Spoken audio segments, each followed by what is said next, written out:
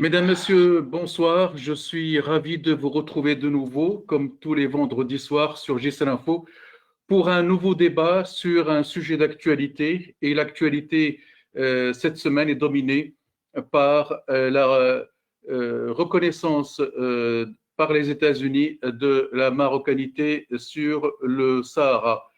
Les uns l'appellent l'accord du siècle, les autres une victoire politique chèrement payée.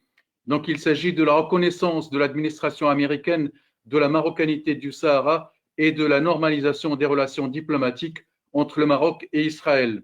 Troc pour les uns, aubaine pour une paix durable au Proche-Orient pour les autres, c'est le thème de notre débat ce soir sur GCL Info.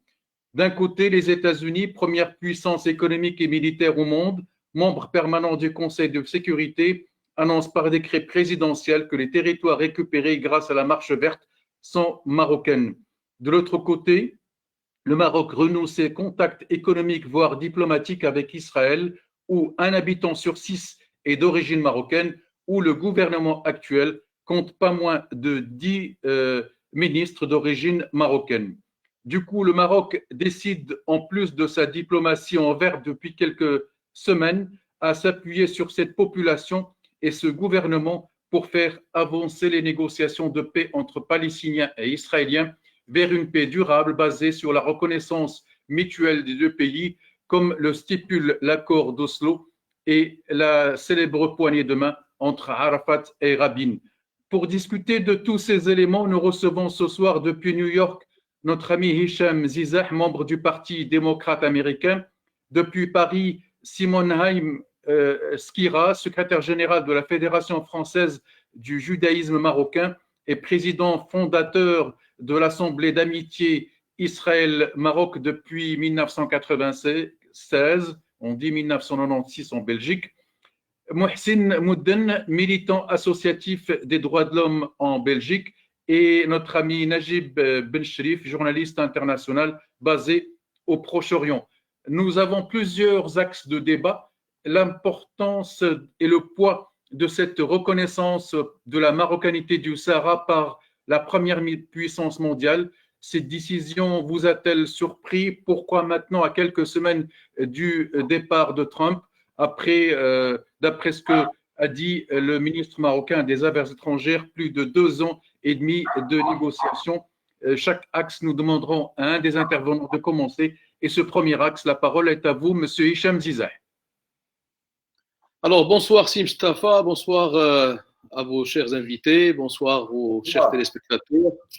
Je tiens tout d'abord à vous remercier pour cette honorable invitation et je suis ravi d'être parmi vous ce soir pour débattre ce sujet que nous connaissons tous, un sujet d'actualité, un sujet dont le monde entier est en train de parler, qui fait l'actualité de tous les jours.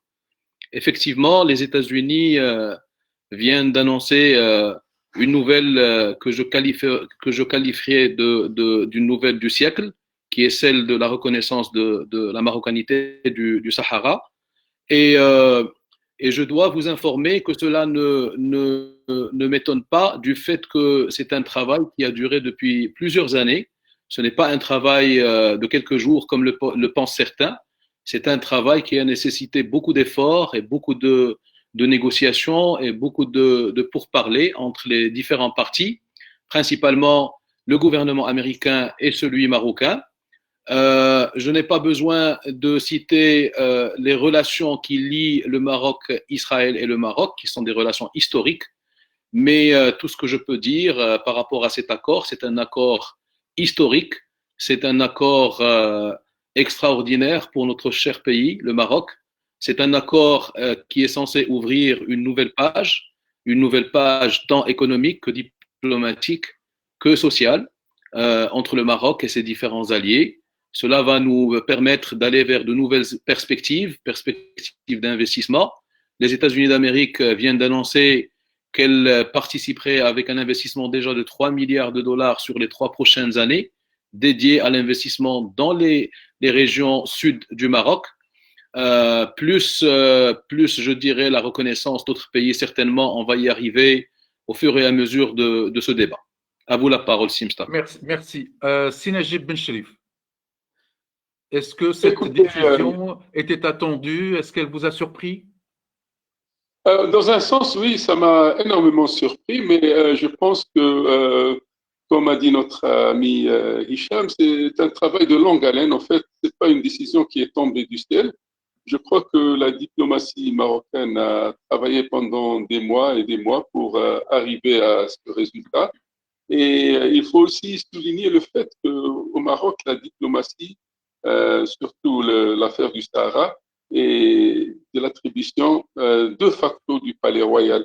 Donc, l'hommage doit être d'abord rendu au Palais Royal dans cette affaire parce que le fait d'arriver à convaincre la première puissance mondiale, les États-Unis, de reconnaître la marocanité du Sahara est une décision énorme, un fait important dans l'évolution du conflit du Proche-Orient, enfin du conflit du Sahara.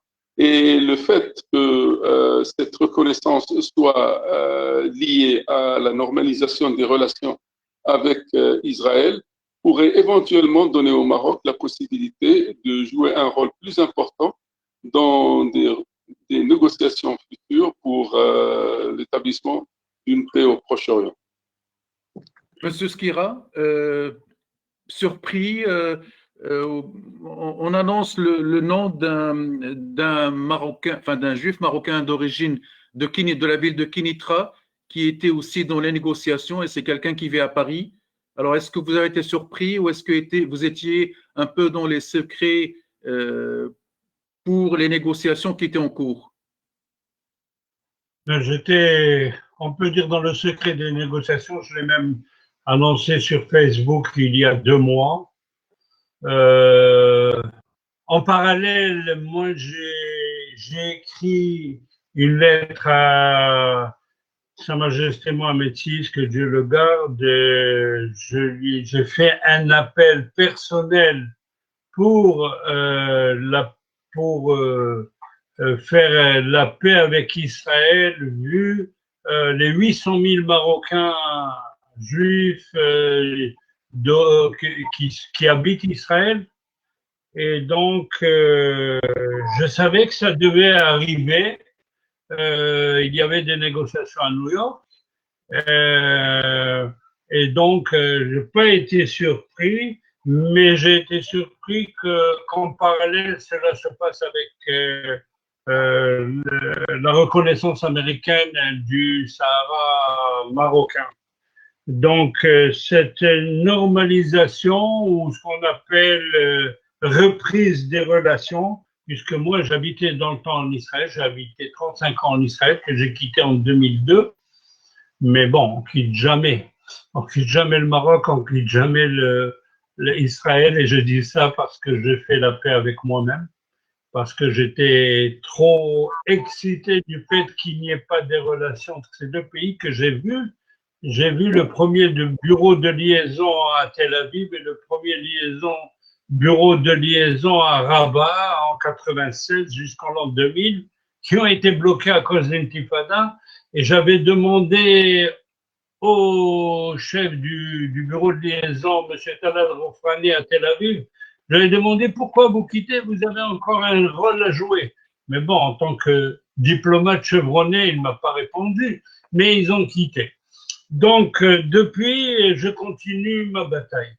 Et donc, cette normalisation, elle va faciliter d'abord les déplacements des originaires du Maroc d'abord, et puis tous les Israéliens aussi, puisqu'on parle plus de 50 000 Israéliens par an, et j'ai été acteur dans le tourisme israélien vers le Maroc, ce sera plus 50 000 par an, on parle de 300 000 à 350 000 par an.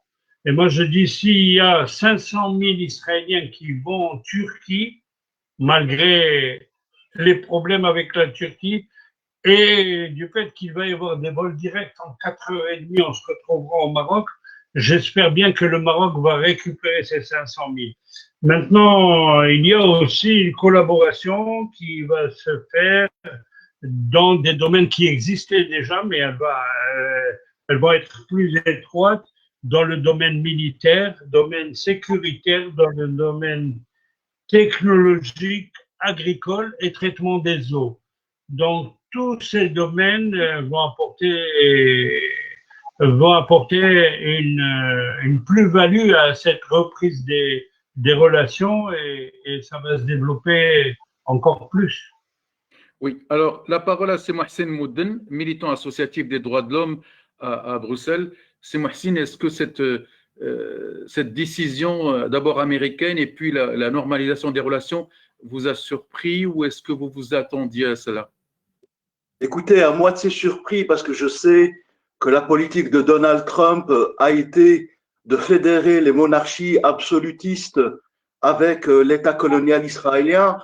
Donc, à moitié surpris puisque Trump a toujours roulé pour Israël et lui a octroyé ce qu'aucun président dans l'histoire des États-Unis n'a octroyé aux Israéliens, à savoir Jérusalem comme capitale historique, mais également la poursuite de la colonisation en Cisjordanie, la poursuite du bouclage indigne à Gaza, où sont emprisonnés 2 millions de Palestiniens, et puis bien évidemment l'objectif des monarchies arabes absolutistes, je pense à l'Arabie Saoudite, mais au Bahreïn, les Émirats Arabes Unis, et le Maroc, il y a une particularité parce que le Maroc n'est ni une démocratie, ni une dictature. Donc c'est un pays qui tend vers une démocratie avec des grosses lacunes.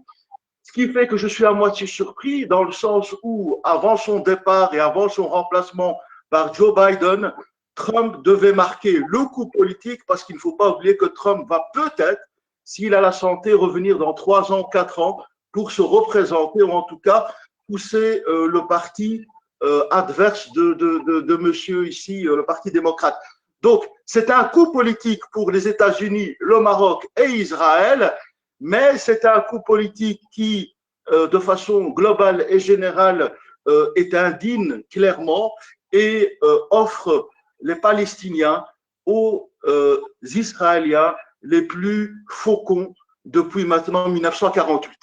Voilà. Donc, est-ce que ce n'est pas aussi une manière de défendre un peu plus le dossier des Palestiniens en étant sur place qu'en étant en dehors du stade et de l'arène? Vous savez, pour ceux qui connaissent bien l'histoire du Maroc, le problème c'est qu'on amalgame souvent les Juifs marocains qui historiquement ont pesé et ont une importance historique et culturelle majeure dans l'histoire du Maroc avec le projet sioniste colonial israélien.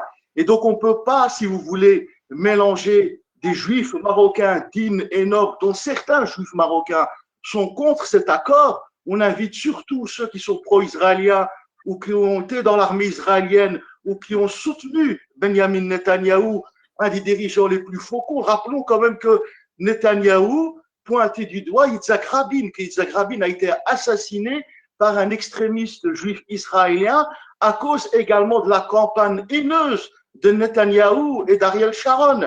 Et donc aujourd'hui, nous avons des gens qui nous expliquent doctement que l'accord est le deal du siècle, sans honte, et on se pose la question en se disant, est-ce que ces personnes-là suivent l'actualité? Est-ce qu'ils sont en 2020? Est-ce qu'ils connaissent le passif de l'État colonial israélien? Et puis Trump n'est pas n'importe qui. Trump est considéré historiquement comme le président américain le plus médiocre. Donc je dirais que la monarchie marocaine des Almoravides aux Saadiens, en passant par les Alaouites, c'est une monarchie, ça a été un empire puissant. Le Maroc n'est ni Dubaï, ni Bahreïn, ni même l'Arabie Saoudite ou le Soudan. C'est un pays avec une histoire, une culture. L'Empire ottoman n'est jamais arrivé à occuper le Maroc. Même la colonisation marocaine a été un protectorat. Donc nous, on ne va pas brader notre histoire, notre culture, pour, entre guillemets, un deal qui n'est pas contraignant au niveau des Nations Unies. C'est-à-dire que le secrétaire des Nations Unies vient de faire une déclaration où il estime qu'actuellement, on va garder le statu quo. Alors oui, ça va faire plaisir à Rabat. Oui, ça va faire plaisir aux nationalistes marocains. Oui, ça va faire sauter de joie Benjamin Netanyahou et Donald Trump. Mais tout citoyen qui a comme cadre légal les droits humains ne peut être que consterné. Voilà. Je repose ma question aux autres invités. Monsieur Skira, est-ce que vous pensez que cette normalisation des relations entre Israël et Rabat va donner un coup de pouce au processus de paix? Est-ce que le Maroc va être un avocat présent alors qu'auparavant, il était un avocat absent? Bon, bien sûr, je préfère, et maintenant ça va se faire, puisque le Maroc va être présent. Et le Maroc va être présent et il sait dire où ça fait mal et où ça ne fait pas mal. Et donc, le Maroc a des portes ouvertes et en Israël et chez les Palestiniens. Donc, je ne vois pas où est le problème.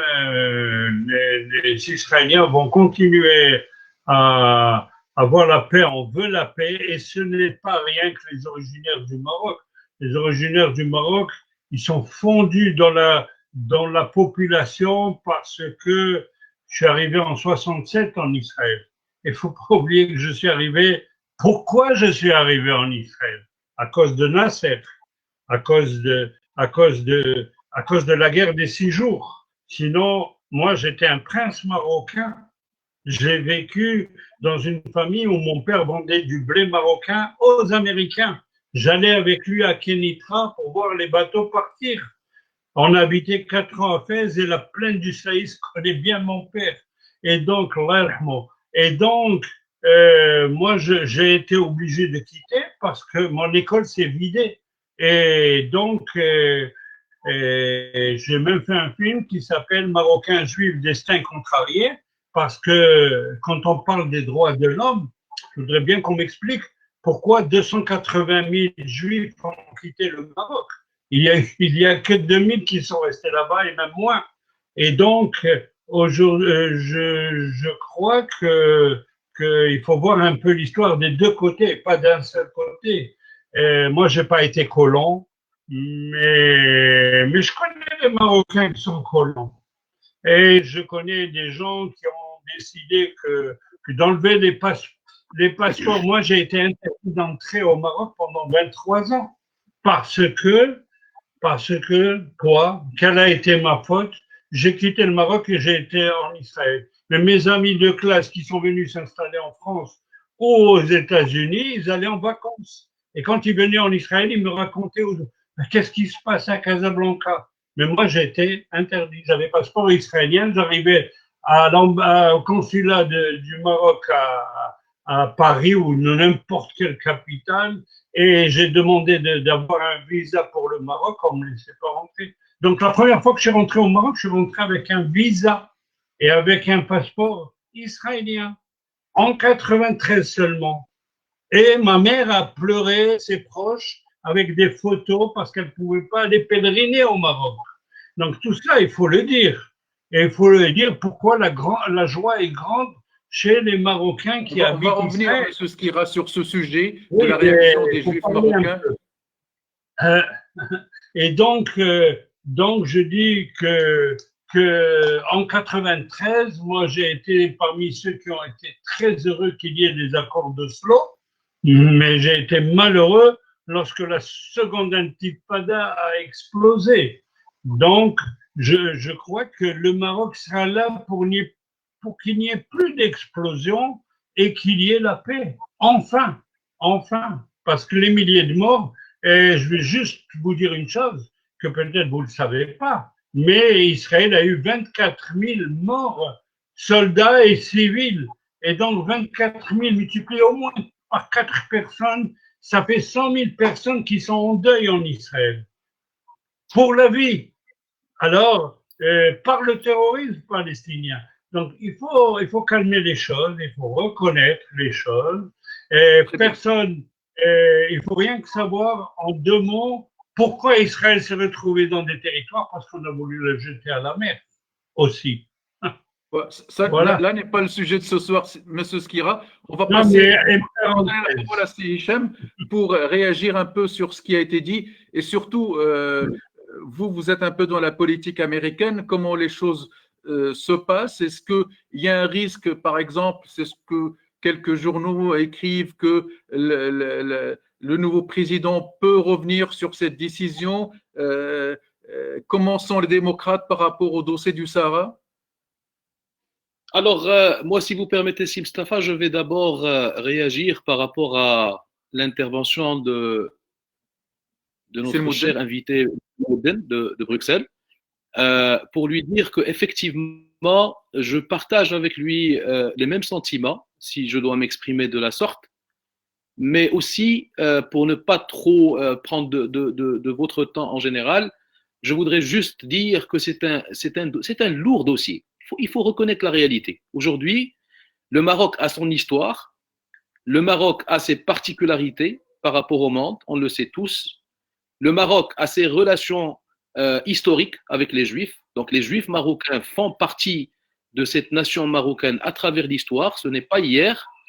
Et effectivement, ce qui vient de se passer aujourd'hui, avec le problème de la Palestine, réellement du fait que nous sommes musulmans, que le roi du Maroc préside Al-Quds, et tout ça fait que c'est beaucoup de confusion, c'est la réalité. Mais aujourd'hui, je crois que le Maroc a réagi d'une manière intelligente, si vous le permettez. On en avait besoin par rapport à ce dossier du Sahara qui a trop duré et qui, j'espère, ne va pas durer encore plus longtemps parce que le Sahara est marocain d'abord. On ne parle pas d'un territoire que nous souhaiterons retrouver ou reprendre. Nous parlons d'un territoire qui nous appartient, qui nous a toujours appartenu à travers l'histoire et c'est un sujet qui pèse sur tous les Marocains du monde et les Marocains aussi du Maroc. Donc moi, la vérité aujourd'hui, je vois cette situation, je vois ce deal d'un côté beaucoup plus, je dirais, ça veut dire, je prends un petit peu de mes émotions. Parce que si je continue à penser avec mes émotions, jamais rien ne se résoudra, la vérité. Donc, par rapport maintenant à votre question, qui est par rapport à ce décret ou à cette proclamation qui a été signée par le président sortant Donald Trump, écoutez, c'est un sujet aussi un peu compliqué, la vérité, tout simplement parce que sur la Constitution, comme vous le savez, les États-Unis d'Amérique est un pays qui est basé sur la Constitution, et c'est sur la base de cette Constitution qu'on peut savoir ce qu'on peut faire ou ce qu'on ne peut pas faire, que ce soit au niveau présidentiel ou au niveau du Congrès ou du Sénat. Mais ce que je peux dire, c'est que le futur président Joe Biden n'a aucun intérêt. Il a le droit de l'annuler s'il le souhaite.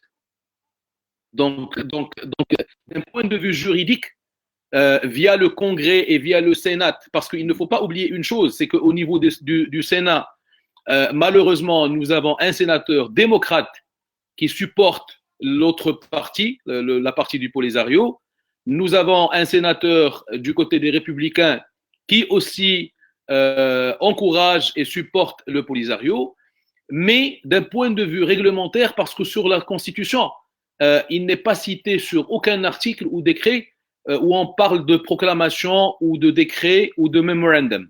Parce que sur le pouvoir exécutif du président, ce sont ces trois éléments qui lui donnent ce pouvoir, ce qu'on appelle le executive order ou une proclamation, ça veut dire à signer, ou un memorandum. Ce sont les trois documents qu'un président, et à travers l'histoire des États-Unis, l'histoire moderne, je parle de l'histoire moderne, elle a prouvé que des présidents n'ont pas rectifié ou changé ou annulé certains décrets ou certaines proclamations de ce genre.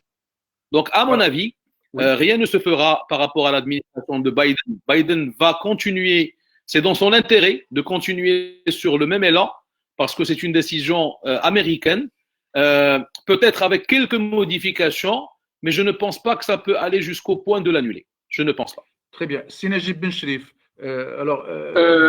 vous êtes basé donc aux Émirats Arabes Unis. Les Émirats ont normalisé leurs relations avec Israël il y a quelques semaines. La presse du Golfe a beaucoup parlé de cette normalisation des relations entre le Maroc et Israël. Alors, qu'est-ce que la presse a dit en général pour, contre? Est-ce que ça va donner un nouveau souffle au processus de paix au Proche-Orient? Écoutez, la presse ici au Proche-Orient est divisée sur cette affaire. Il y a bien sûr des journaux pro-palestiniens qui condamnent cette normalisation entre le Maroc et Israël. Par contre, il y a d'autres journaux, des journaux surtout des pays du Golfe, qui ont accueilli favorablement ce rapprochement entre le Maroc et Israël.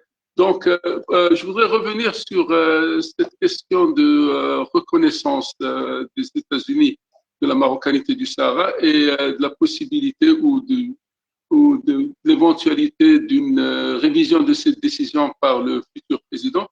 Je pense, comme a dit Hicham, ce serait un peu difficile pour Biden de revenir sur une telle décision, d'autant plus que, dans un sens, ce n'est pas dans l'intérêt des États-Unis de revenir sur une telle décision dans la mesure où elle est liée à la reconnaissance ou à la normalisation des relations entre le Maroc et Israël. Donc, l'affaire est liée à cette reconnaissance et si jamais les États-Unis reviennent sur leur décision, le Maroc pourrait éventuellement revoir cette reconnaissance de l'État d'Israël. Donc, les deux affaires sont liées. Ceci dit, je pense que le Maroc ne sera pas le dernier pays à normaliser avec Israël. On pense qu'il y a d'autres pays sur la liste et leurs noms vont être certainement connus dans les jours qui viennent. On parle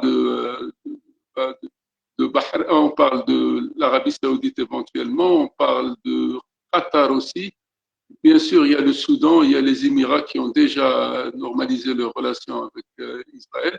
Donc, c'est tout un processus et je pense que ça va finalement aboutir à une reconnaissance plus large de l'État d'Israël par les pays arabes de la région.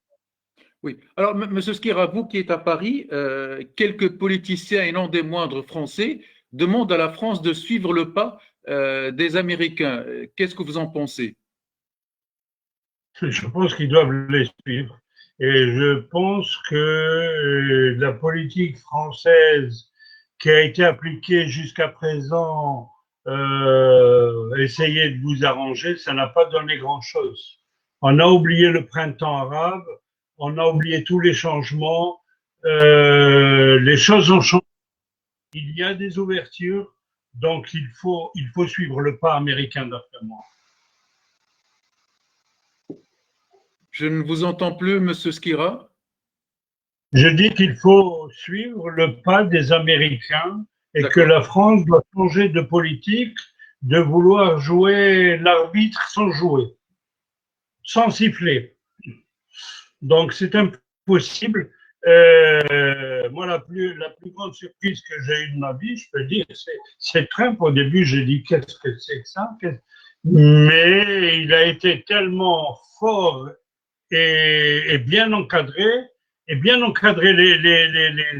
pays qu'il a ciblés, et donc il n'a pas lâché le morceau jusqu'à qu'il a réussi son coup, on va dire.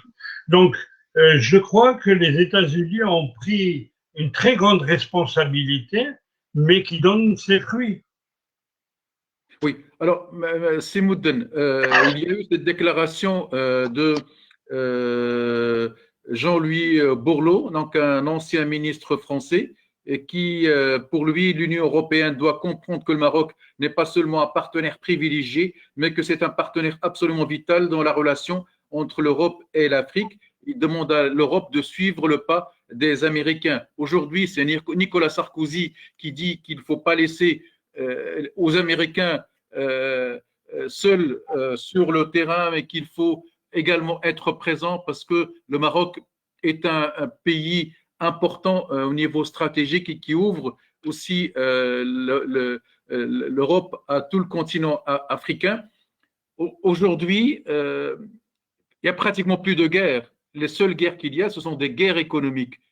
Et cet accord est un accord économique tout d'abord qui va ouvrir les États-Unis au Maroc et à l'Afrique et qui va permettre aussi de développer la région. Parce qu'aujourd'hui, qu'est-ce qui peut développer toute région? C'est une économie florissante. Et je pense qu'avec ce qu'a dit Hicham, 3 milliards de dollars qui vont arriver sur 3 ans dans cette région du Maroc, ça va encore développer un peu plus cette région. Et je t'ai écouté parler il y a 2 ou 3 jours sur un autre canal, et je te connais originaire de Tanger. Alors, quand tu vois les changements qu'il y a eu à Tanger en si peu de temps, on ne peut pas dire que tous les efforts et tout l'argent a été dépensé au sud et non pas au nord. Le réseau autoroutier marocain est le meilleur d'Afrique, et le meilleur d'Afrique derrière l'Afrique du Sud. Un TGV de Tanger jusqu'à Casablanca, le Maroc va à la vitesse du TGV aujourd'hui. Et c'est grâce à tout l'effort économique qui se fait dans ce sens. Tu n'es pas d'accord avec moi, je vois. Non, pas d'accord en partie. Je vais vous expliquer pourquoi. Parce que pour ma part, bien évidemment, le fait qu'il y ait un TGV qui relie Tanger à Casa, je ne sais pas, en 2 heures ou 2 heures et demie, est une prouesse. Donc c'est un pas positif. Le port Tanger-Med également, l'infrastructure autoroutière marocaine, donc les nouvelles habitations pour les gens les plus précarisés au Maroc, la modernisation du pays. Donc il y a des avancées. Mais sur la question des droits humains, si Mustapha, sur la question de la misère sociale, sur la question de la prostitution au Maroc, sur la question de la corruption, il faut voir les indices des Nations Unies. Le Maroc est toujours au-delà de la 100e place au niveau de l'éducation, au niveau de la prostitution, au niveau de la corruption, au niveau de la misère sociale, au niveau de la dualisation. Alors moi, en tant que belgo-marocain, né à Bruxelles, amoureux du Maroc, je le répète, amoureux du Maroc, qui connaît le Maroc en profondeur, de Ouarzazate à Ktamet Sargist, de Nador à Rabat, de Sousse jusqu'au côté de Rissani Erfoud. Et j'organise moi-même des voyages au Maroc. Je suis organisateur de voyages au Maroc au niveau associatif. Donc je connais très bien le peuple marocain, je connais très bien l'histoire et la nation marocaine, je connais très bien le poids de la monarchie marocaine. Mais excusez-moi de vous le dire, moi j'avais rencontré à l'époque M. Saïd El-Othmani, qui aujourd'hui est Premier ministre. J'avais à l'époque rencontré des intellectuels marocains, Mehdi El-Manjera notamment. Laissez-moi vous dire quand même que le Maroc est un pays très très dualisé. Maintenant la question, est-ce que ces avancées vont permettre au Maroc de devenir un dragon africain? Je le souhaite. Mais tant que les droits humains ne sont pas respectés, tant que les manifestants de l'Houssima sont envoyés en prison pour 10 ans, 15 ans, 20 ans, avec une justice inique, et très souvent des gens pro-régime marocains qui nous font la morale et la leçon et qui nous vendent un Maroc de Jama el-Fnaï de Marrakech, tout en omettant de parler justement de cette dualité qui nous fait très mal. Venez avec moi dans les villages marocains du Moyen Atlas, venez avec moi dans les patelins perdus où lorsqu'il neige, les gens n'ont pas à manger, n'ont pas de quoi se chauffer. On est obligé de faire des collectes en Belgique, en France, pour envoyer des sous, pour nourrir des gens là-bas. C'est ça un pays moderne? Non, ce n'est pas un pays moderne. Tant que les droits humains sont ce qu'ils sont au Maroc, tant qu'il n'y a pas une démocratisation totale de l'État marocain, moi, en tant que militant des droits humains, je ne peux pas être satisfait. Alors, bien évidemment, il ne faut pas mettre la charrue avant les bœufs, mais, excusez-moi quand même de vous dire, le Maroc est indépendant depuis 1956, corrigez-moi, le roi Feu Majesté Hassan II est resté au pouvoir pendant 30, 40, 45 ans. Mohamed VI, le roi des pauvres, en 99-2000, a eu le pays pendant une vingtaine d'années, et on constate que les seules avancées, c'est au niveau économique, au niveau infrastructure, pour une certaine élite marocaine. C'est pour ça que, quelque part, je trouve que le prix à payer par rapport à ce deal du siècle, alors vous parlez de 3 milliards, moi je suis aussi un peu dans la politique belge, 3 milliards, monsieur Si Mustapha, c'est pas si énorme, pour une région énorme comme le Sahara. Et donc, 3 milliards, c'est peut-être déjà un pas, oui, bien évidemment, mais à quel prix? À quel prix? Tant que le Maroc n'est pas une réelle démocratie, tant que les droits humains ne sont pas respectés, tant qu'il n'y a pas de séparation de pouvoir, tant que nous ne devenons pas un État moderne, malheureusement, le Maroc continuera à nous décevoir. Et c'est parce que nous l'aimons, c'est parce que nous adorons le Maroc. Je n'en doute pas. La pauvreté est partout. Comme tu sais, j'habite au centre de Bruxelles, et en bas de chez moi, il y a des SDF 24 sur 24. Donc la pauvreté est partout, et la crise économique fait mal à tout le monde. Si Hicham, je vois que vous demandez la parole. Monsieur Moudin ne peut pas, ne me laisse pas sans intervenir, tabarakallah, elle est avec ses paroles, et je dois intervenir. Donc, si vous le permettez, je dois réagir sûr, par bien rapport à sûr. l'intervention de Moudin. D'abord, avec beaucoup de respect, je partage avec vous à 100% vos pensées. Je les partage avec vous à 100%. Je vais rajouter en disant, vous êtes né en Belgique, je suis né au Maroc. Je suis maroco-américain aujourd'hui, mais je suis né au Maroc. J'ai grandi au Maroc et je connais parfaitement le Maroc de Tanger à Guera. Je suis arrivé jusqu'à l'Ergoub. Je le dis avec beaucoup de fierté. J'ai visité Dakhla, l'Ayoun, donc je connais aussi le Sahara. Je suis un opérateur dans le tourisme parce que j'ai fait une formation dans le tourisme avant de travailler un peu sur la politique et d'autres trucs, mais c'est juste pour vous dire que d'abord, comme j'ai dit, je partage avec vous les mêmes pensées et les mêmes sentiments. Je suis aussi un Marocain fou amoureux de son Maroc, de la terre du Maroc, et je suis d'accord avec vous sur tous les problèmes que vous avez cités, mais là où je ne pourrais pas être d'accord avec vous, c'est sur peut-être comparer ce Maroc d'aujourd'hui au Maroc d'il y a 20-30 ans. À derrière, je crois qu'il y a une évolution. Il y a une évolution.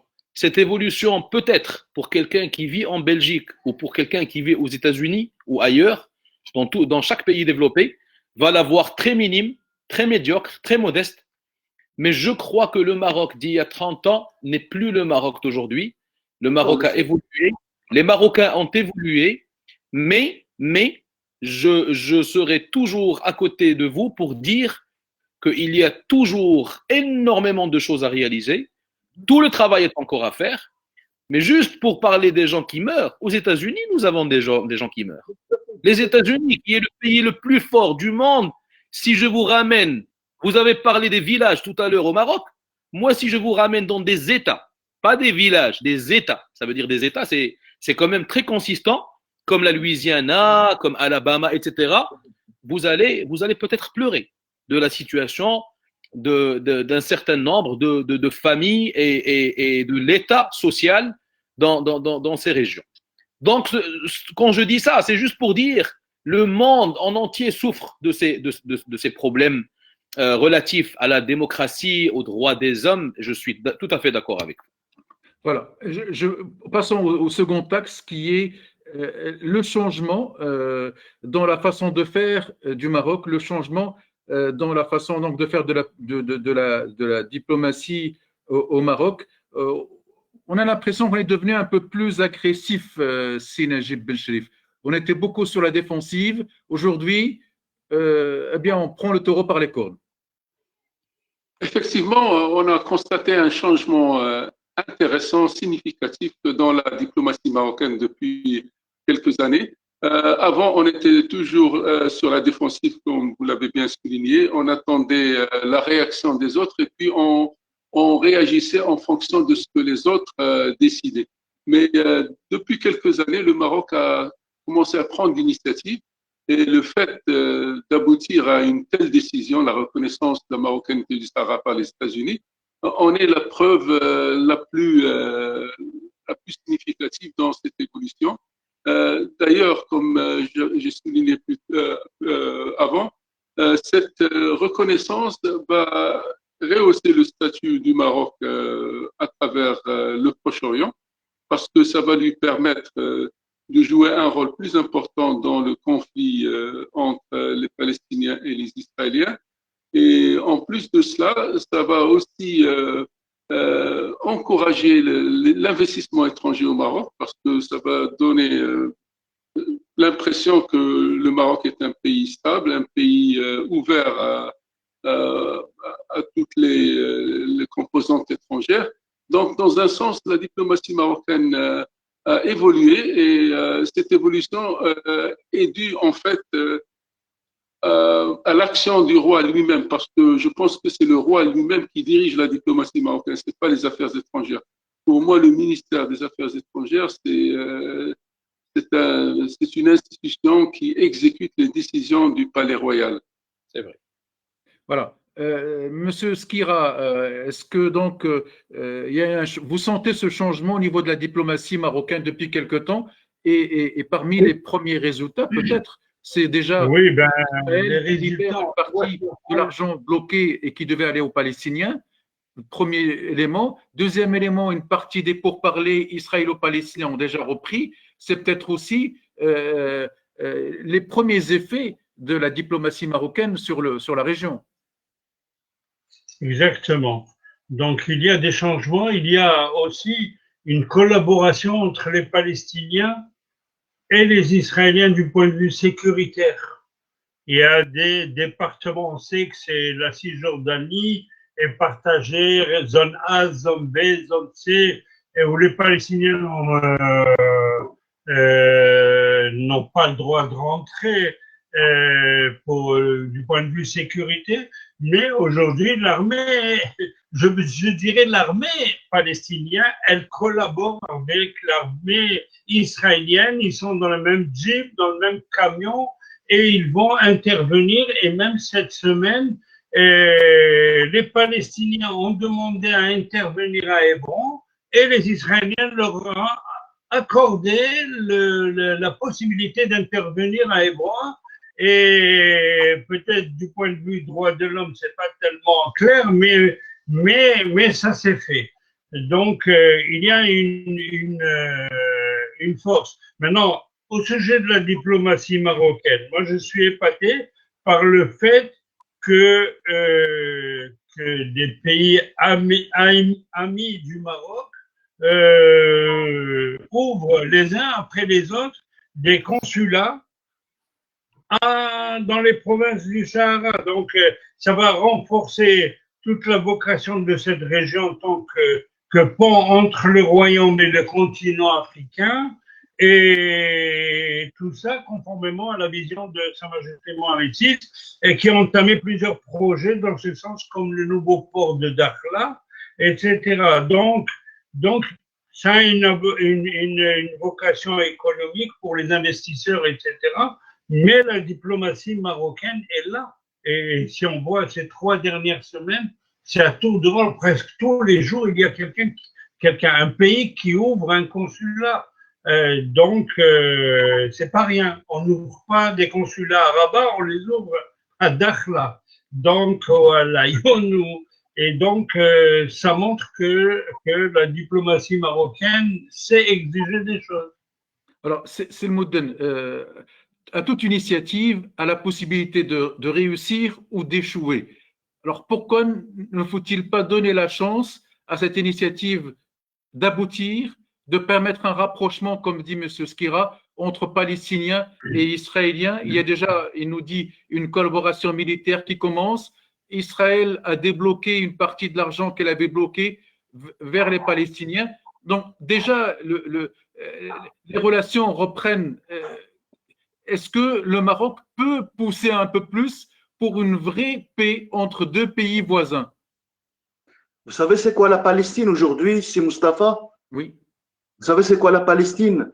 C'est un bantoustan. J'y étais en 2018. En 2018, j'ai fait le tour d'Israël et j'ai fait le tour de la Palestine avec les checkpoints, avec la Hogra, avec le mépris de l'armée israélienne, avec une violence inouïe, avec les colonisations. Près de 800 000 Israéliens colonisent la Cisjordanie. Il y a 25 ans, ils étaient 4 fois moins nombreux. Gaza, une prison à ciel ouvert, 1 900 000 personnes. Et vous pensez que moi, en tant que militant des droits humains, je peux être fier d'un accord pareil qui écrase le peuple palestinien? Alors, monsieur Simon Skira, moi, je ne sais pas s'il a été… Rien ne dit que cet accord écrase le peuple palestinien. Là, c'est votre interprétation. Alors, je vais vous dire, c'est Mustapha, ma pensée profonde. Lorsque vous signez un accord de normalisation avec un État colonialiste, qu'est Israël, moi, je serai le premier à reconnaître Israël et à signer un pacte de normalisation à partir du moment où le cadre est clair et à partir du moment où on vient dans une table de négociation avec des dossiers et que les 3 parties ou les 2 parties veulent clairement la paix. Israël n'a jamais voulu la paix depuis l'assassinat d'Yitzhak Rabin. Ça a toujours été les faucons israéliens d'extrême droite qui ont pris les manettes du pouvoir. Comment voulez-vous que le Maroc, dites-moi sérieusement, et on va arrêter de rire ce soir, comment voulez-vous que le Maroc, qui accepte une normalisation avec un État colonial qui écrase le peuple palestinien, signe un accord sans mettre en avant un cadre de discussion. Lorsque vous discutez, M. Moustapha, le cadre a été mis, que ce soit Sa Majesté il n'y a le roi aucune discussion, ou le il n'y a gouvernement. pas de remise. Laissez-moi parler. Il n'y a pas de remise en cause, par exemple, de Jérusalem comme capitale historique et centrale d'Israël. Ah, pour le Maroc, Il n'y a pas de partage. c'est Vous avez Quds qui est toute une capitale thématique. de la Palestine. Voilà la Palestine. Oui, Voilà mais la Palestine. je vous parle, je suis d'accord avec vous, mais je vous Ouais, parle c'est de un la bon position du discours. Maroc, je ne vous parle pas de l'existant. Là, on est en train de parler de la position du Maroc. Mais quelle position? Quelle position, le si roi Moustapha? a insisté sur le fait que cette normalisation ne peut jamais se faire aux dépens des intérêts du peuple palestinien et Ouais, que mais ça, c'est de la com. Ça, c'est de la com quand même. On a tous fait un peu de politique. Ça, c'est de la com. le temps de vous dire si c'est de la com ou pas. Parce que là, vous Est-ce jugez. que vous avez vu que l'accord n'est les pas réactions? Est-ce que vous avez vu les réactions au Maroc des partis politiques et pas des moindres sont totalement opposés à cette normalisation? C'est un peuple où il y a de la démocratie, puisque les partis peuvent dire non aussi quand il s'agit d'une décision qui ne les arrange pas. Mais des manifestations ont été refusées. Vous avez des militants juifs marocains, démocrates, humanistes, qui ont voulu manifester devant le Parlement à Rabat. La monarchie marocaine a interdit cette manifestation. Si réellement c'était une véritable démocratie, pourquoi ça dérangerait le pouvoir marocain? Donc, le Maroc n'est ni une véritable démocratie, ni une dictature. À un moment donné, on doit avoir une intégrité intellectuelle et une honnêteté. C'est-à-dire qu'à un moment donné, on peut être content de ce deal en disant le Maroc a fait un jackpot par rapport à la question du Sahara. C'est une avancée, certes, mais à quel prix? Et le prix à payer, pour moi, il est beaucoup trop important. Alors, ça fait plaisir à M. Simon Skira, qui a eu probablement des intérêts en tant que délégué de l'État israélien. Mais moi, en tant que militant des droits humains belgo-marocains, je ne peux pas être satisfait. J'ai habité au Maroc, comme un délégué de l'État israélien. De 2009 à 2012, même de 2008 à 2012, et j'ai milité là-bas pour la paix entre les peuples. D'abord, c'est quoi la paix? أنا مغربي أنا تندوي الدارجة ما نعرفش أنت تندوي الدارجة أنا تندوي الدارجة فهمني مزيان Écoutez, au Maroc, je n'ai plus personne. Quand on me dit pourquoi tu vas au Maroc, est-ce que tu vas voir ta famille? Ma famille, c'est tous les Marocains. La seule famille que j'ai, c'est 5 tombes à Casablanca et une tombe à Marrakech de ma grand-mère. C'est tout ce que j'ai. Je n'ai rien au Maroc, aucun intérêt, si ce n'est l'ard, c'est tout. Et d'abord, en Israël, je suis connu comme Marocain d'abord. Pas en tant qu'Israélien, on m'appelle le Marocain. Compris? Maintenant, je voudrais voir qui sont, mais je suis contre les Marocains qui ont manifesté contre Hassan II, contre Mohamed VI, contre tous nos rois et qui ont eu des jobs grâce à ça. Moi, tous ceux, les militants de droits de l'homme qui ont terminé leur vie au Maroc, on les connaît. Aujourd'hui, je voudrais bien savoir qui sont ces juifs illuminés qui votent contre le Maroc. Il n'y en a pas à Casablanca. Moi, j'en connais. Qu'est-ce qui reste à Casablanca? 1500 juifs. D'abord, quand on me dit le secrétaire général de la communauté juive marocaine, on me fait rire. Parce que vous habitez Bruxelles, 1500 personnes, ça fait même pas un quartier de Bruxelles. Alors, faut pas faire de je ne sais pas quoi. Moi, je suis en conflit avec ceux qui gonflent et qui sont maintenant disent oui, on va préparer tout le Maroc pour les 500 000 Israéliens qui vont venir. D'abord, ils doivent lâcher du lest. Ils doivent nous laisser, nous, gérer un peu ce qui se passe au Maroc. Moi, j'ai donné 40 ans de ma vie. J'aurais pu dire, moi, j'ai étudié l'histoire des Juifs du Maroc et j'ai étudié le français pour garder mes liens avec le Maroc. Après, j'ai été faire des études d'ingénieur. Mais d'abord ça. Alors, écoute, Anna Morrebi, Rialoula, ce que vous dites, c'est très dangereux parce qu'au Maroc, les gens savent faire la part des choses, mais ici en Europe, les communautés juives et surtout celle de France a eu pas mal de décès, de crimes contre des juifs en France à cause de cette politique de dire on enferme à Gaza, etc. Mais est-ce que vous avez vu les Marocains qui sont autour de Gaza, combien ils demandent la paix, combien ça fait maintenant 20 ans qu'ils sont bombardés tous les jours, matin, midi et soir, et qui veulent la paix. Mais il faut savoir aussi, quand on parle des Palestiniens, il y a deux genres de Palestiniens. Il y a le Fatah et il y a le Hamas. Et le Fatah, plus ou moins, il a compris les choses. Mais le Hamas, il a compris qu'une chose. Envoyez-moi le plus d'argent pour alimenter les banques en Europe qui m'appartiennent. Chacun a 250 millions d'euros dans les banques européennes. Allez voir à Bruxelles. Allez voir leur voiture. Vous êtes contre la colonisation? Vous êtes contre la colonisation israélienne? Est-ce que vous êtes contre la colonisation israélienne? Les chefs palestiniens ont des voitures de 250 000 dollars chacun. Est-ce que vous êtes contre la colonisation israélienne? Est-ce que vous condamnez la colonisation israélienne en Palestine? Est-ce que vous condamnez la colonisation israélienne en Cisjordanie? Je ne la condamne pas tant qu'il n'y a pas d'accord de paix. Mais il va y avoir l'accord de paix. Voilà la preuve. Nous avons un militant d'Israël. Je vais vous poser une question. Est-ce que vous condamnez les Israéliens qui ont quitté Gaza après l'avoir embelli, après l'avoir labouré pendant, et ces Israéliens qui ont quitté à cause d'Aric Sharon pour faire la paix avec le Hamas? Eh bien, oui, ils ont quitté. Non. Il y a 120 000 Israéliens qui ont quitté Gaza.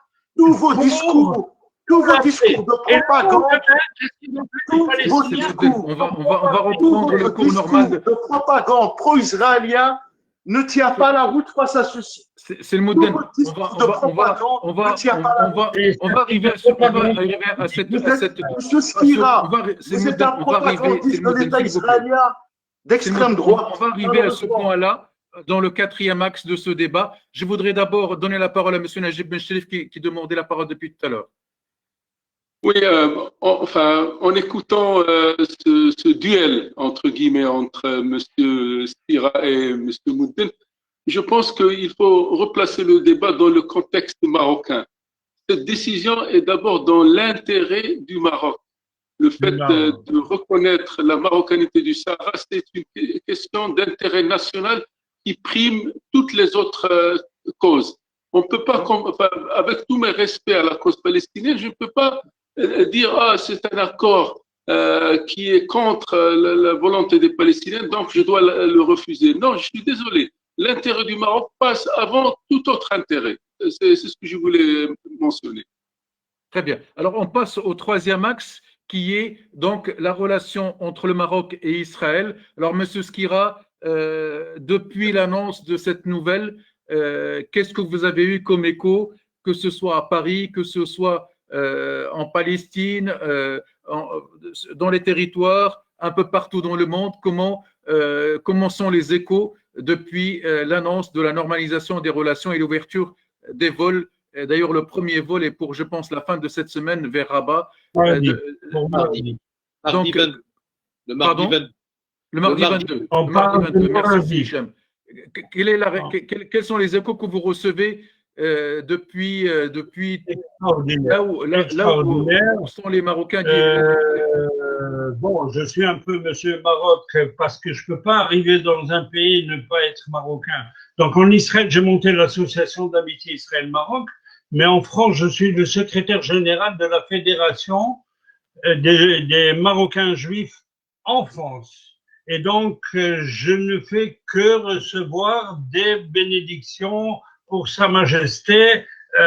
J'ai été surpris la semaine dernière où dans ma synagogue, le Shabbat matin, il y a des Juifs algériens, des Juifs tunisiens et des Juifs marocains, et tout le monde a demandé de bénir Sa Majesté. Donc, je crois que c'est un pas extraordinaire. Tout le monde est content pour Israël et pour le Maroc et pour le Sahara marocain, que on sait qu'il est marocain.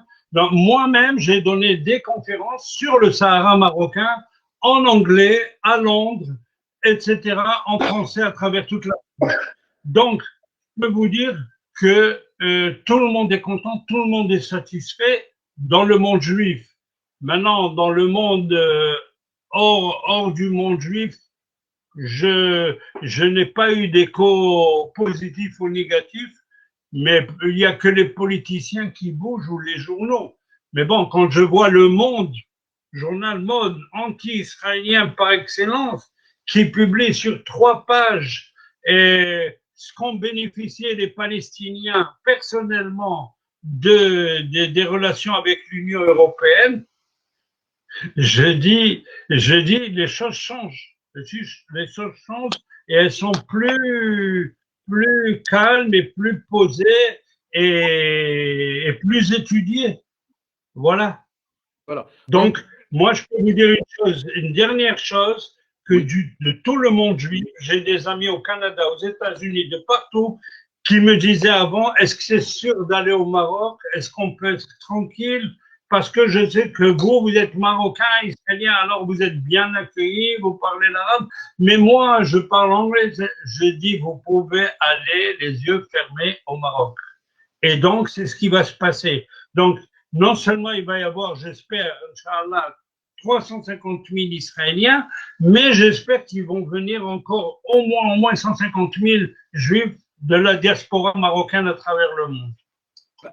La vérité, je voyage beaucoup entre Bruxelles et Casablanca, et souvent je croise à l'aéroport à Zaventem donc des Israéliens qui sont obligés de faire une escale à Bruxelles pour rentrer au Maroc. Souvent, il y a un décalage entre l'arrivée de leur autorisation pour prendre l'avion de Bruxelles à Casablanca, et quand ils remarquent que je parle arabe, ils viennent me parler pour me demander des nouvelles, me dire comment ça se passe, comment ça va se passer à Casablanca quand on va arriver.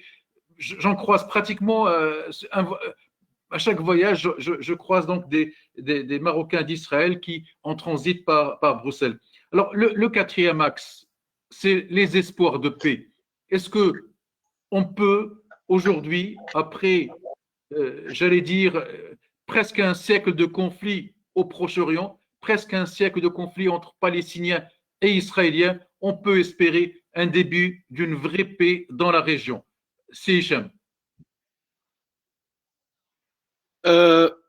Moi, je voudrais souligner quand même, et c'est peut-être la continuité de ma réponse à votre question, Simstafa, du fait que, comme on l'a précisé au tout début de ce débat, que c'est un sujet avec beaucoup de confusion. Hein, quand on parle de ce rapport United States, Maroc et Israël, il y a beaucoup de confusion. Et là, j'insiste pour que nous puissions séparer un petit peu entre les différents, parce que le volet Israël-Palestine, nous n'allons pas nous contredire, c'est un sujet qui est très compliqué, c'est un débat qui est très compliqué. Nous sommes tous d'accord et le monde entier, il connaît la réalité de ce qui se passe aujourd'hui en Israël et le conflit palestinien.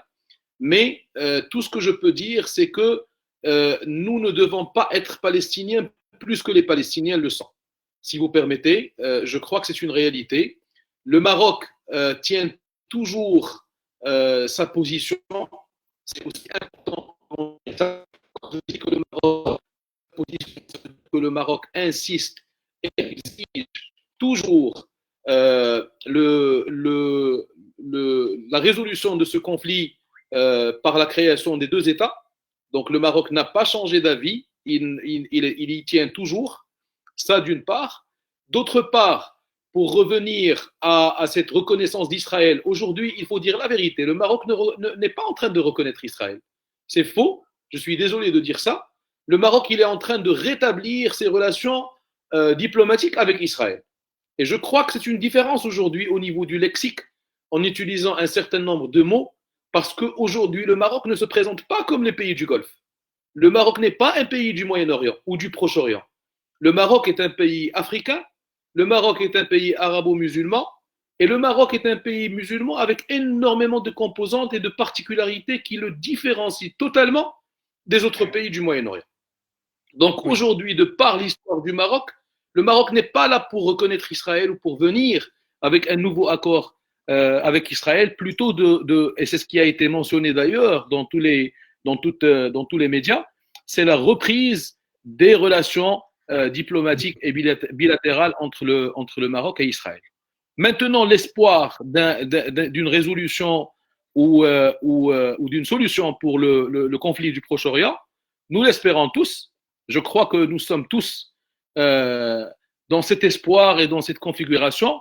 Je ne pense pas que ça va se faire rapidement ou prochainement, vu la conjoncture et la tension qui est encore en train de monter tous les jours, que ce soit entre les Palestiniens et les Israéliens ou les Palestiniens et les autres pays maintenant du Golfe et les pays musulmans. Mais je garde espoir pour qu'un jour ce conflit se terminera. J'espère, Inch'Allah, très prochainement. Oui. Il manque une phrase chez vous. Et les Palestiniens entre eux-mêmes. Parce que le Hamas, c'est quelque chose et le Fatah, c'est quelque chose. Et déjà, il faut faire la paix entre eux. Monsieur Simon, je crois que même les Juifs aujourd'hui sont divisés. Si on doit parler de cette division. Mais quand on voit divisé, on voit que s'il y avait des élections chez les Palestiniens aujourd'hui, ce serait deux composantes.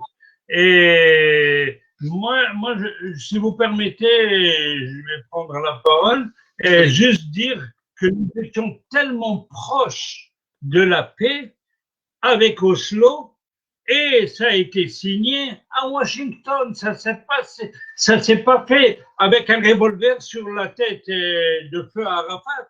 Ça s'est fait à Washington après des discussions. Et il y a eu des accords de paix entre Israël et les Palestiniens. Seulement, ça n'a pas marché. Et moi, je crois que c'est comme quelqu'un qui essaye d'arrêter de fumer une fois, deux fois. À la fin, il arrêtera. Alors, c'est la même chose. Peut-être c'est simpliste, mais on arrivera à la paix parce que le Maroc est là. Et là, j'y crois très fort. Monsieur Najib, vous êtes là? Non. Non, Monsieur Najib n'est pas là. Alors, c'est Moudden. J'ai une liste devant moi. Le ministre de l'économie israélien est né à Bjad. Je retrouve la liste. Le ministre de la communication, David Amsalem, est de parents marocains. Le ministre des Affaires d'El-Quds est de parents marocains. Le ministre des Affaires sociales et de la Défense est de parents marocains. Orly Lévy, la ministre de l'économie sociale et de parents marocains. Amir Ouhanna, le ministre de l'Intérieur, le ministre de la Sécurité intérieure et de parents marocains. Donc, il y a 10 ministres dans un gouvernement qui sont d'origine marocaine. Est-ce que cela ne mérite pas de faire un effort? Depuis Oslo, on cherche la paix, on n'y arrive pas. Alors peut-être que c'est l'occasion de reprendre le taureau par les cornes et d'aller de l'avant. Celui qui ne fait rien n'a rien. C'est une initiative qui peut aller dans le sens de conforter la paix. Et vous parlez de Netanyahou. Netanyahou est sur le départ aussi, comme Trump.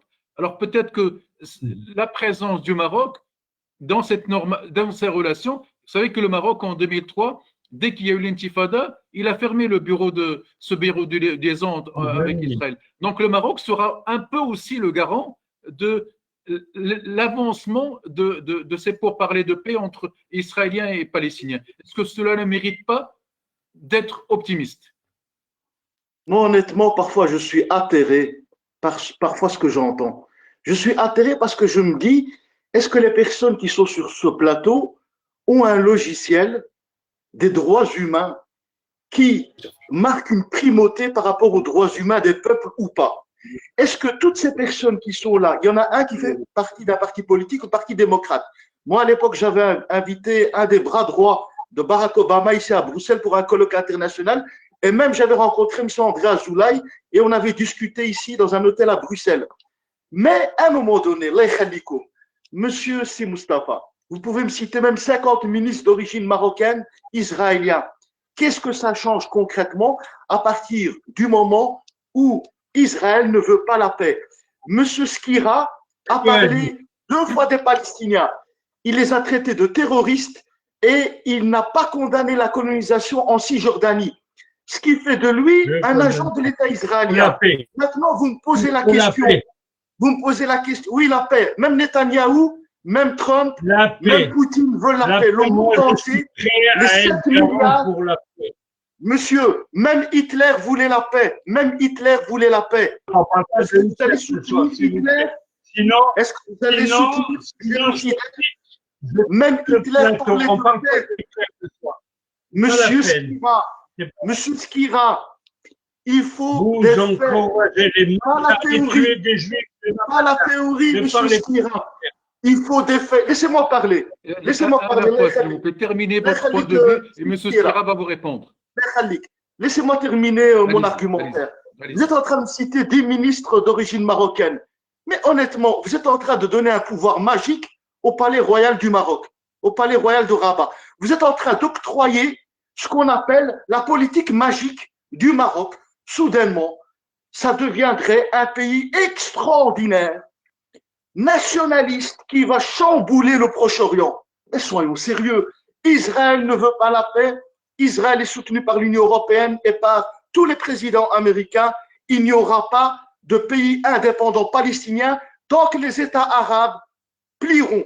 Et le Maroc a plié, comme Bahreïn. Alors, quelle est la solution? Comme les Émirats arabes unis. Quelle est la solution? Il faut négocier, monsieur Si Mustafa. Il faut négocier. Sur la table de négociation pour pouvoir négocier, c'est le mot de... Non, il faut négocier. Mais il ne faut pas signer des pactes de normalisation alors qu'on n'a même pas mis en avant dans un cadre de discussion des thématiques comme l'arrêt de la colonisation, comme l'ouverture de la prison de Gaza, comme la libération des prisonniers palestiniens, plus de 6 000 dans les prisons israéliennes, des mineurs, comme les bombardements qu'il y a eu au Liban pendant les 20 dernières années, comme les crimes de Sabra et Shatila. Alors, vos invités marocains disent il ne faut pas être plus palestinien que les Palestiniens. Moi, je me dis à ces Marocains qui sont là, pour qui j'ai du respect, que je ne connais pas, qu'est-ce qu'aurait fait le prophète sallallahu alayhi wa sallam? Qu'est-ce qu'aurait fait le prophète de l'islam face à un contexte pareil? Qu'est-ce qu'aurait fait Abdelkrim Khattabi? Qu'est-ce qu'aurait fait Nelson Mandela? Pour M. Skira, Mandela est un terroriste. Probablement qu'Abdelkrim Khattabi est aussi un terroriste. Non, revenons au sujet. Revenons au sujet, s'il vous plaît. Si Mustafa, je vais clôturer là. Oui. Je pense que nous, en tant que Marocains et Belgo-Marocains, on doit avoir une politique pragmatique, donner une chance à nos adversaires parce que, effectivement, moi, je serai le premier à signer un pacte de normalisation avec Israël, mais à partir du moment où les choses sont claires, Yitzhak Rabin, est-ce qu'il a été assassiné par un musulman ou un Palestinien? Non, c'est un extrémiste juif israélien. Et donc, c'est à partir de ce moment-là que les accords... Vous êtes prêt à donner une chance à la paix? Mais monsieur Mustafa, il n'y a pas de paix avec Israël et Netanyahou les khalik. Allahi khalik. Arrêtons cette hypocrisie de faciès. Arrêtons la discussion de Monafiqin. Il n'y aura pas de paix. Le Maroc n'a pas un pouvoir magique. Trump va partir. C'est le président américain le plus médiocre de l'histoire américaine. Sauf si monsieur démocrate ici me dit le contraire. Et donc, à un moment donné, Hnaya, en tant que citoyen, en tant que humaniste belgo-marocain, on doit être conséquent. Et à un moment donné, on ne doit pas lâcher nos amis, les frères palestiniens. Oui, c'est le mot de... Alors, on va permettre aux autres invités de réagir. Alors, M. Skira, M. Hicham, et on termine avec Sinajib Ben Shrif. M. Skira. S'il vous plaît. Alors merci beaucoup.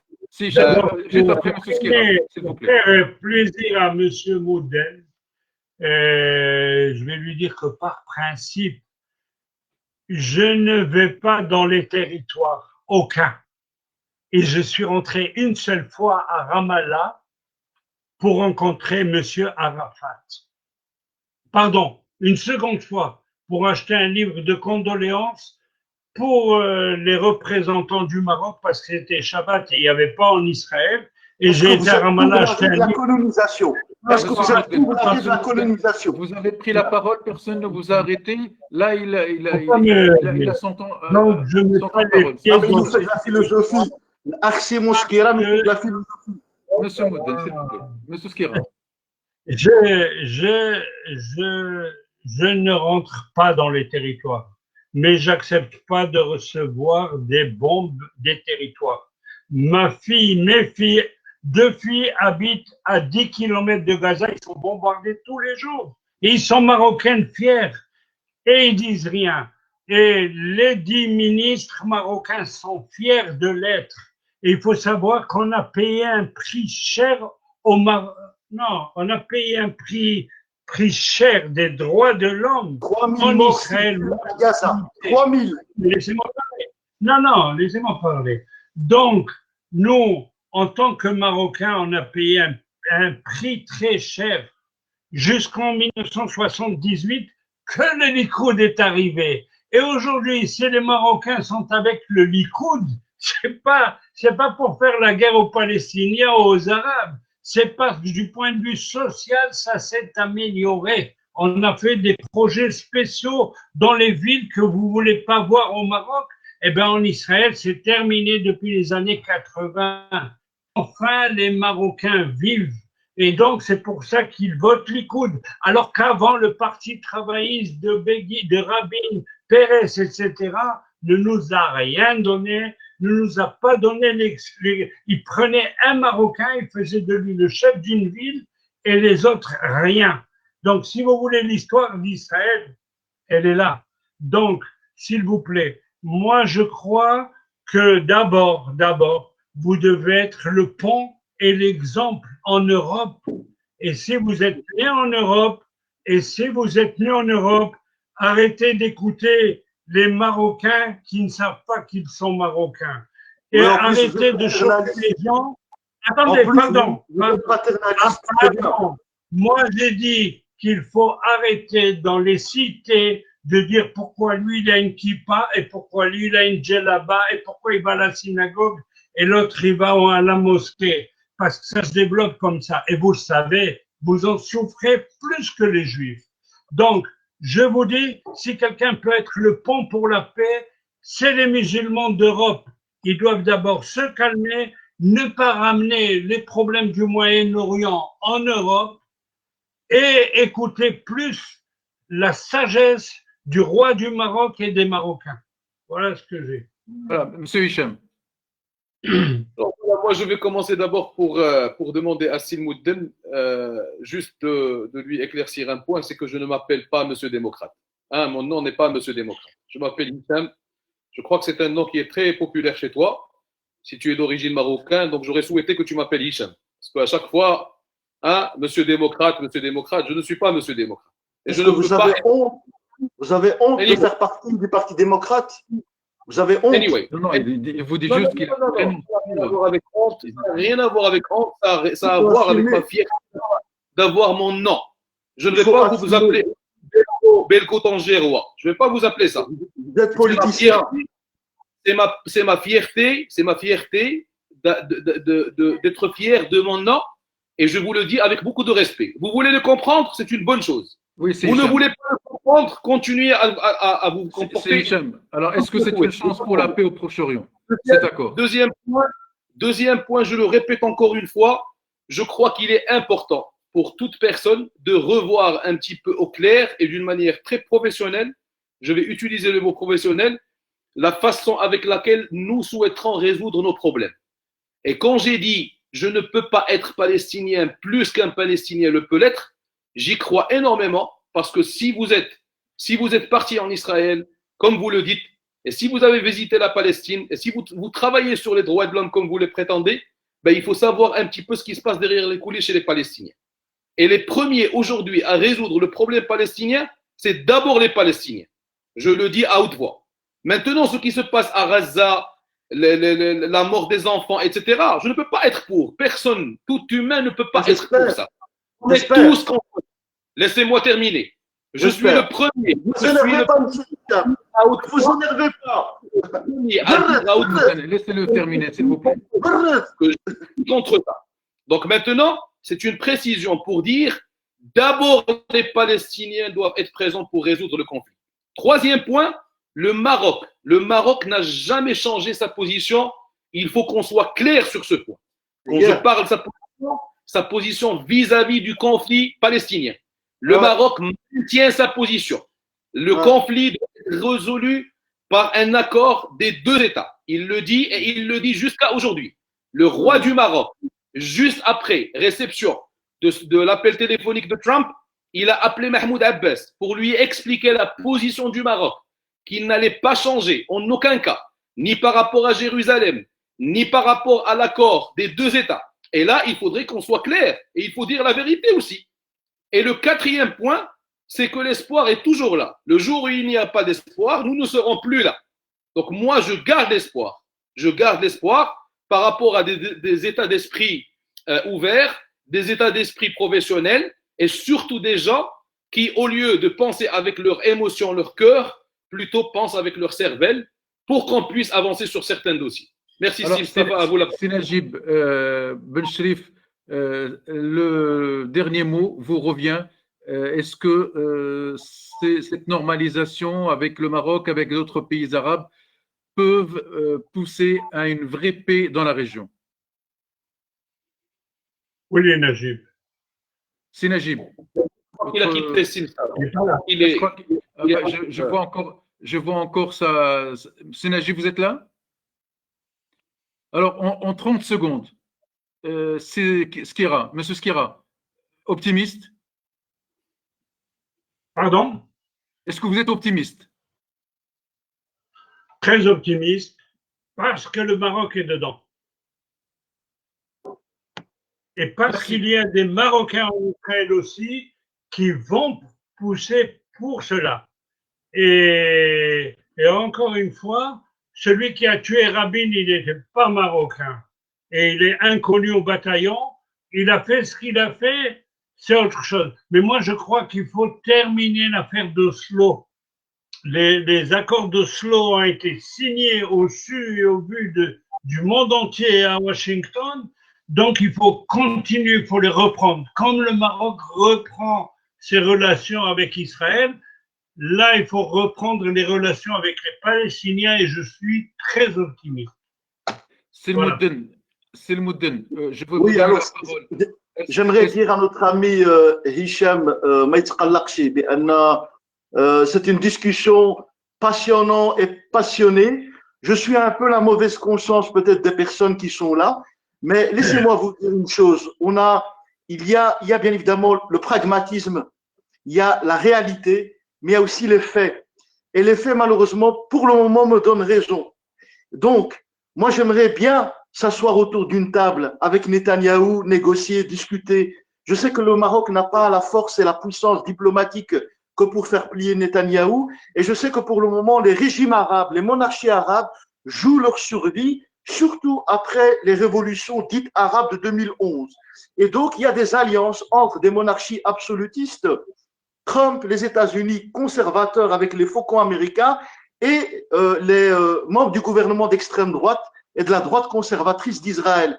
Donc, il y a un pacte. Et nous, en tant que Belgo-Marocains, on devrait être fiers à un moment donné de faire travailler notre cervelle et de ne pas être dans la passion et dans l'ultranationalisme marocain.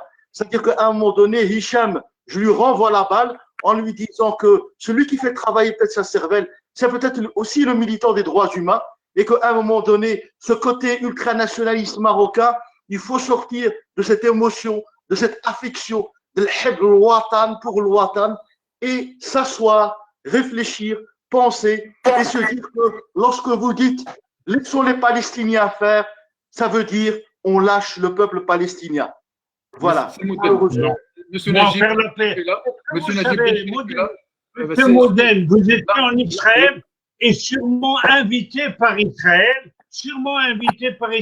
pour aller voir. Pas comme si moi je veux rentrer en Libye, je ne suis pas sûr d'en sortir. Si moi je veux en Syrie, je ne suis pas sûr d'en sortir. Mais si je vais au Liban, s'il vous plaît, on a récupéré monsieur Najib. Donnez-lui, non, il est effectivement chez lui à Dubaï. Donnez-lui un temps de parole. Il y a est-ce que vous savez qu'il y a 2 800 000 Palestiniens avec tous les droits de l'homme et tous les droits sociaux en Israël? Et quand Sharif Sharon leur a dit, vous voulez les Palestiniens traverser la frontière, ils ne sont pas partis. Merci, Ils sont monsieur trop bien. Sinajib Ben Sherif, est-ce que la nouvelle donne géopolitique nous permet de garder espoir et de croire en une paix durable entre Palestiniens et Israéliens et au niveau du Proche-Orient aussi dans les prochaines semaines? Écoutez, une paix au Proche-Orient, c'est un fait, mais l'essentiel, pour en revenir au sujet de ce débat, l'essentiel pour le Maroc est d'avoir accompli un pas très important dans l'affaire du Sahara, mais le fait d'avoir maintenant des relations directes avec Israël pourrait donner au Maroc une possibilité de jouer un rôle positif dans une éventuelle normalisation entre Israël et les Palestiniens. Et je pense que les Juifs d'origine marocaine pourraient jouer un rôle dans cette affaire, d'autant plus que ils connaissent la mentalité marocaine et ils connaissent aussi la mentalité des responsables israéliens. Donc, le Maroc pourrait éventuellement s'appuyer sur cette communauté israélienne d'origine marocaine pour faire avancer la paix au Proche-Orient. Merci beaucoup, c'est Hicham. Vous nous précisez que le premier vol commercial arrive le 23 décembre à Rabat, au Maroc.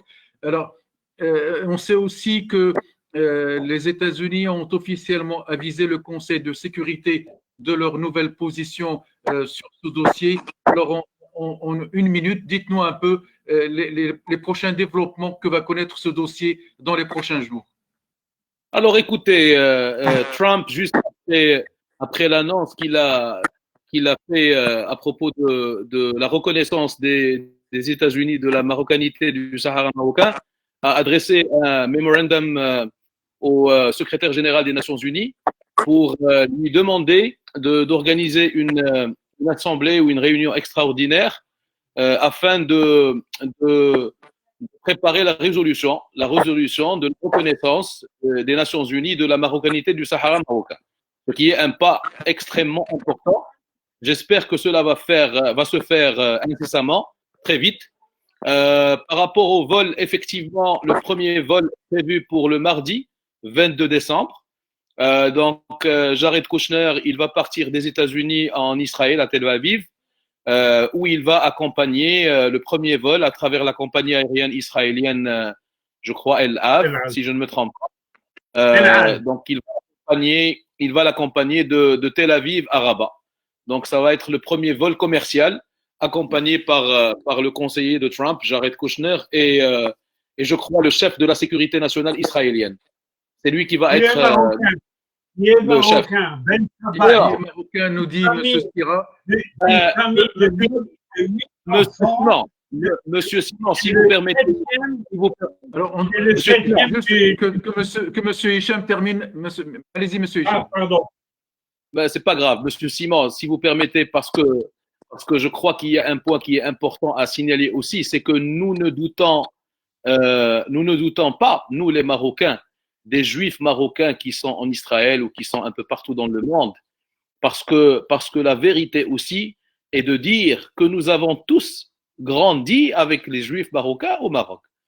Tout le monde le sait, on n'a rien à cacher, c'est pas un secret, c'est une réalité.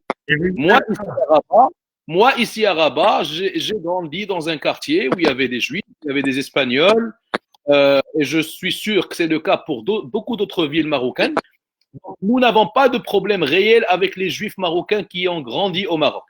Et nous sommes aussi sûrs de tout l'amour qu'ils portent par rapport à leur patrie marocaine, à leur pays, ça veut dire d'origine, parce qu'il y a beaucoup qui sont nés quand même au Maroc. Mais c'est là où je ne voudrais pas confondre entre cette situation qui est celle du rapport des Juifs marocains avec le Maroc et avec le conflit israélo-palestinien. Et là, je rejoins mon ami le Moudin pour lui dire que je suis aussi désolé si je me suis emporté, parce que j'aime beaucoup mon nom. Je suis très fier de m'appeler Hicham et j'aime bien qu'on m'appelle Hicham. J'étais invité à le changer quand je devais devenir américain et j'ai refusé. Donc, c'est un nom qui m'est cher. C'est pour ça que je n'ai pas... Alors, on va terminer sur cette note joviale pour vous remercier du fond du cœur de ce débat, même s'il était un petit peu chaud de temps en temps. L'essentiel, c'est que chacun a pu exprimer ses points de vue. Monsieur Skibra, allez-y. Un petit mot, parce que Mouden, moi j'ai un ami qui s'appelle Mouden et il détient un musée juif à Safi, qui n'est pas commercial ce musée, mais il le fait visiter. Moi je veux dire à Mouden, viens, on se rencontre. Paris, Bruxelles, c'est rien du tout. Je viens à Bruxelles, moi je veux rencontrer les gens des cités. D'ailleurs, quand on me dit qu'est-ce que vous voulez faire, je dis faire rencontrer, je veux arrêter avec les associations qui sont purement juives, originaires du Maroc. Je veux que ces associations, elles soient avec des musulmans, qu'on se comprenne et qu'on parle. Parce que nous, vous et moi, on n'a rien à faire du Moyen-Orient quand on est à Paris ou on est en Europe. On doit faire la paix entre nous et divulguer la paix entre les gens. Voilà, je suis prêt à donner des conférences. Je suis aujourd'hui chargé de mission pour un projet parce qu'on m'a bloqué, on m'a dit tu parles de paix toute la journée. Alors viens, on va vous proposer d'être à la tête d'un projet d'enseignement de la paix dans les universités. À leur compte. Pas au compte de mon université qui m'a nommé, qui se trouve à Cergy-Pontoise, qui n'est pas au centre de Paris. Mais de là, on va faire sortir le mot de la paix. Et mon rêve, c'est de parler avec les jeunes Marocains comme ça se passe au Maroc. Au Maroc, il y a des jeunes Marocains. Je lui ai dit, بيننا وبينكم غادي نحسب العبرية حتى العصرة ونقول لي إحاد شناين ثلاثة أربعة خمسة ستة سبعة ثمانية تسعة عشرة. Il m'a dit Allahu Akbar. Je lui ai dit, tu vois, on a de l'âme. On est des langues sémites, on est des frères.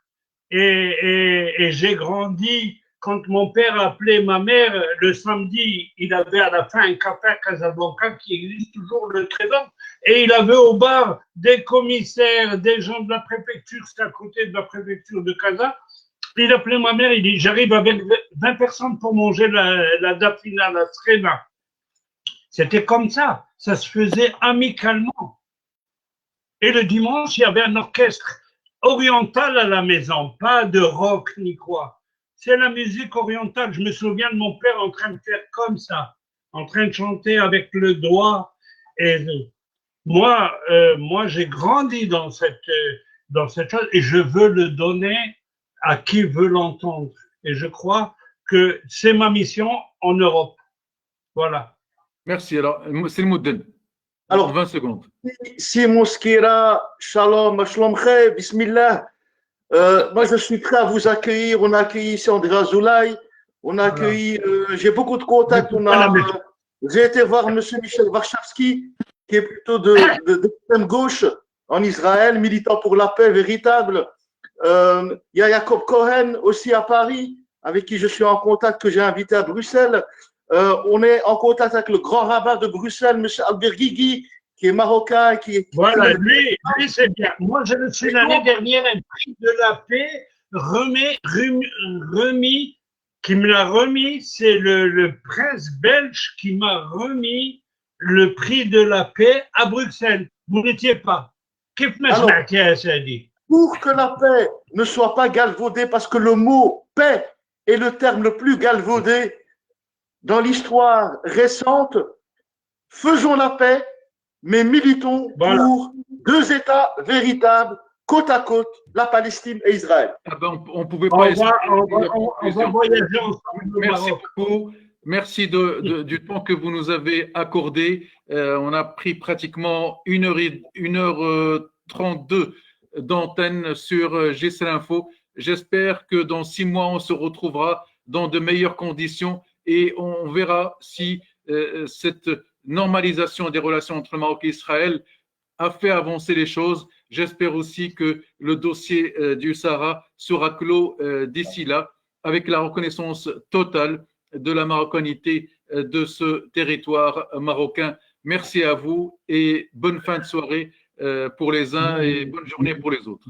Merci. Merci de donner le téléphone de M. Boudel hors antenne.